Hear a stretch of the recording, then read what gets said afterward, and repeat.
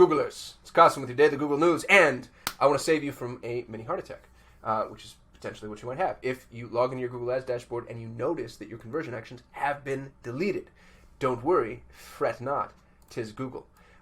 Google pulled off, starting July 30th, which is just a few days ago as of the time of this recording, conversion actions that haven't recorded data in the past 13 months will be removed. Now, this is a potential issue if you're using those conversion actions to benchmark against, which I do in some accounts and instances. And so even though there are conversion actions that for whatever reason we're not utilizing in the moment, you might use them for look-backs, comparisons, benchmarks.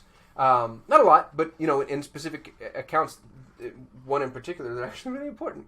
And when you pull it up and they're non-existent, and you also have what I call banner blindness, meaning you ignore some of those little error messages that pop up because Google's delivering 100,000 to you every second, then it can lead to issues. The good news is actually they can be re-enabled, which is really helpful too.